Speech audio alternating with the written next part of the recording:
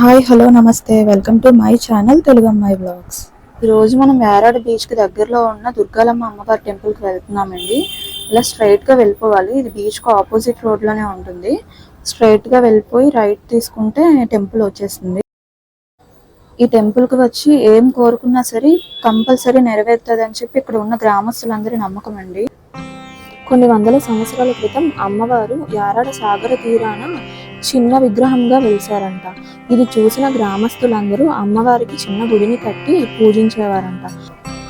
సముద్రం దగ్గరగా ఉండడం వలన గాలికి వచ్చే ఇసుక వల్ల గుడి సగానికి కప్పబడిపోయేదంట. అయినా సరే గ్రామంలో ఉన్న ప్రజలందరూ ఆ చిన్న ద్వారం నుంచి వెళ్ళి అమ్మవారిని పూజించేవారు. అయితే అమ్మవారు అక్కడ ఉన్న గ్రామస్తులందరి మీదకి పూనకాలమ్మగా వెళ్ళి ఆలయ పునర్నిర్మాణం చేయమని ఆదేశించారు. తర్వాత ఏం జరిగింది, అసలు ఈ ఆలయ చరిత్ర ఏంటి అనేది ఇక్కడ ఉన్న కమిటీ సభ్యులను అడిగి తెలుసుకునే ముందు మీరు కూడా నాతో పాటు అమ్మవారిని దర్శించుకోండి.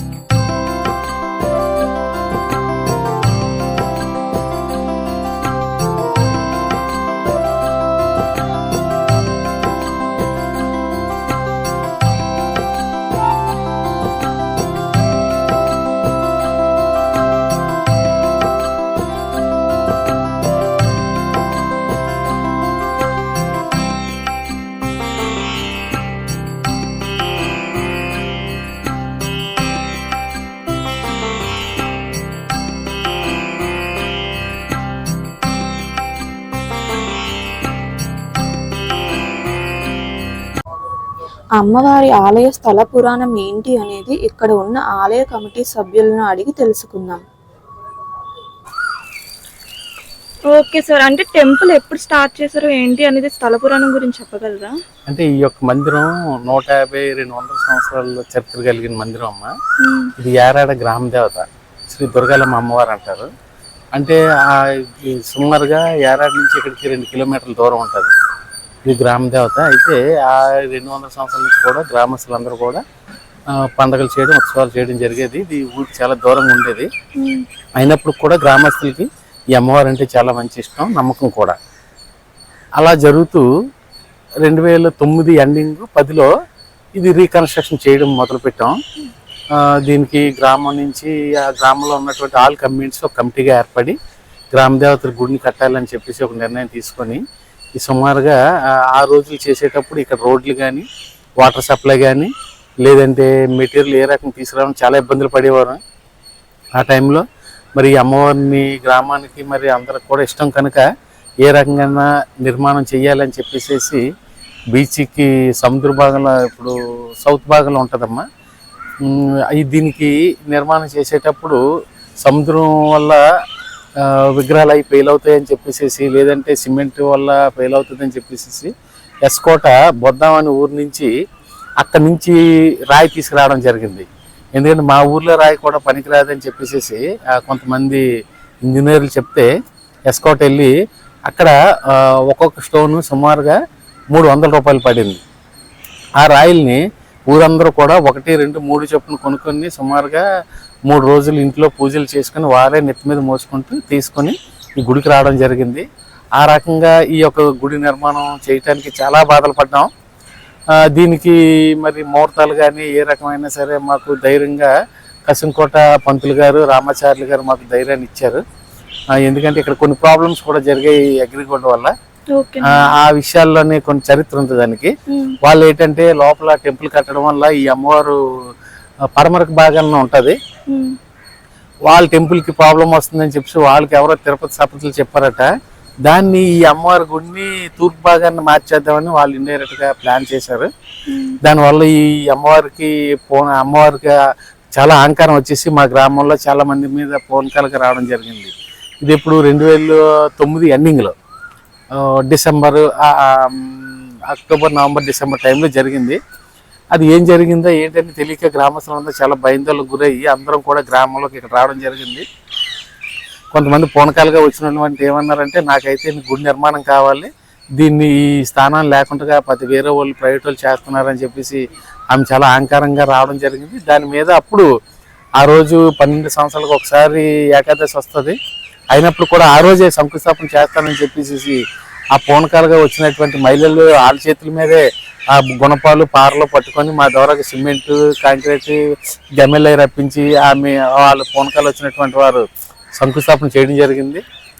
దాని తర్వాత మేము కసింకోట పంతులు గారిని తీసుకొచ్చి ఈ చరిత్ర అంతా చెప్పిన తర్వాత ఆయన కూడా వాళ్ళు చేసినటువంటి విషయాలన్నీ తెలుసుకొని ఈ గుడి నిర్మాణం ఎలాగైనా మీ గ్రామం నుంచి చేసుకోండి, వేరే వాళ్ళకి అప్పచెప్పొద్దని చెప్పిన దాని మీద గ్రామస్తులు అందరూ కూడా ముందుగా ఆల్ కమ్యూనిటీస్ నుంచి ఒక 6 లక్షల రూపాయల ముందు పెట్టుబడిగా మేము స్టార్ట్ చేసి ఆ రకంగా గుడి నిర్మాణం చేసిన తర్వాత వేరే వాళ్ళందరూ కూడా కొంతమంది మాకులాంటి తెలిసిన వాళ్ళు మీకులాంటి వాళ్ళు అందరి దగ్గరికి వచ్చి డొనేషన్లు అవి సేకరించి గుడి నిర్మాణం చేయడం జరిగింది. చేయటానికి మాత్రం చాలా ఇబ్బందులు పడ్డాం.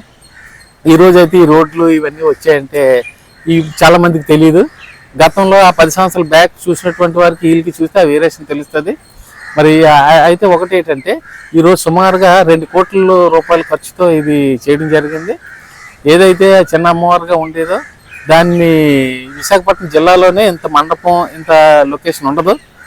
ఈ ఒకే అమ్మవారు ఉన్నటువంటి దేవాలయం విశాఖపట్నం జిల్లాలోనే సుమారుగా 3 ఎకరాల స్థలాన్ని సుమారు 3 ఎకరాల స్థలంతో ఈ మొత్తం బౌండరీ అది ఫిక్స్ చేసి ఈ అమ్మవారి నిర్మాణం చేసాం. దీనికి ఉత్సవాలు కూడా చాలా ఎక్కువగా గట్టిగా చేస్తుంటాం. అది ఆ రోజు ఏంటంటే మేము నిర్మాణం చేసిన తర్వాత 1 సంవత్సరంలో దసరా రోజున ఓపెనింగ్ డేట్ పడింది. ఆ రోజు ప్రారంభోత్సవం చేశాం కనుక మా పంతులు గారు ఏం చెప్పారంటే, కసింకోట పంతులు గారు, రామాచార్యులు గారు, యానివర్సరీ చేయాలనుకుంటే ఎవ్రీ దసరా చేసుకోమని చెప్పారు. ఆ రకంగా దసరా రోజు ఎవ్రీ యానివర్సరీ చేస్తాం. సుమారుగా 3000 జనాలకు మేము అన్న సంతర్పణ భోజనాలు పెడతాం. ప్రతి దసరాకి ఎవ్రీ దసరాకి 3000 జనాలకు మేము భోజనాలు పెడతాం. అది మా గ్రామస్తులు అవ్వచ్చు, బయట అవ్వచ్చు, 3000 జనాలకు పైబడినా సరే మేము తక్కువ అయితే ఉండదు. ఈ మధ్య కాలంలోని మరి నవరాత్రులు 9 రోజులు కూడా భోజనాలు ఏర్పాటు చేస్తున్నాం. అంతేకాకుండా కొంతమంది దాతల సాయంతో మరి అమ్మవారికి లక్షవారం ఆమెకి ఇష్టమైన రోజు లక్షవారం పూట కూడా ఒక 150 నుంచి 200 మందికి భోజనాలు కూడా ఏర్పాటు చేస్తున్నాం. ప్రతి లక్షవారం. రెండోది, ఇక్కడ ఈ టెంపుల్ కి ఎవరు వచ్చినప్పుడు కూడా మా గ్రామస్తులు అవ్వచ్చు, దూర ప్రాంతాల నుంచి వచ్చిన వాళ్ళు అవ్వచ్చు, ఎవరి దగ్గర అభిషేకాలకు కానీ ఇంకో రకంగా మేము డబ్బులు అయితే కలెక్ట్ చేయము. వాళ్ళ అమ్మవారికి దర్శనం చేసుకోవడం, వాళ్ళకి ఏదైనా ఇష్టమైతే ఉండీలు వేసుకోవడం తప్ప మీ ఎటువంటి వాళ్ళ దగ్గర ఎటువంటి రుసుములు కూడా కలెక్ట్ చేయడం జరగదు. అదే అభిమానం ఉన్నటువంటి వారు ఎవరైనా సరే డొనేషన్ రూపాయలు ఇంకో రూపాయలు ఇచ్చినా సరే మేము తీసుకోవడం, దానికి బిల్ బుక్లో స్లిప్ కూడా ఇస్తుంటాం. ఇది సుమారుగా 2 కోట్ల రూపాయలు జరిగింది. అది అందరికీ తెలిసిన విషయమే. మరి ఈ రకంగా ఇప్పుడు నిర్మాణం జరుగుతుంది. వాటర్ సప్లై కానీ ఇది సముద్రం దగ్గరలో ఉండడం వల్ల ఏంటంటే దూర ప్రాంతాల నుంచి పర్యాటకులు ఎక్కువ వస్తుంటారు. వాళ్ళకి మేము ఇక్కడ అన్ని సదుపాయాలు ఏర్పాటు చేస్తాం. కూర్చోటానికి సిట్టింగ్ కానీ, వాటర్ సప్లై కానీ, వాళ్ళు పీస్ఫుల్గా ఉండి కూర్చొని వెళ్ళిపోయేటట్లుగా మేము వాళ్ళకి ఏర్పాటు చేసాం. ఇది అమ్మవారి తాలూకు చరిత్ర. థ్యాంక్ యూ సార్, చాలా చక్కగా చెప్పారు. ఓకే ఫ్రెండ్స్, మీకు ఈ వీడియో నచ్చిందని అనుకుంటున్నాను. యాక్చువల్లీ ఇది నా ఫస్ట్ వీడియో, ఏమైనా మిస్టేక్స్ ఉంటే క్షమించండి. ఈ వీడియో కనుక మీకు నచ్చినట్లయితే నా ఛానల్ని లైక్ చేయండి, షేర్ చేయండి, కామెంట్ కూడా చేయండి. మరిన్ని మంచి మంచి వీడియోస్ కోసం నా ఛానల్ని సబ్స్క్రైబ్ చేసుకోండి.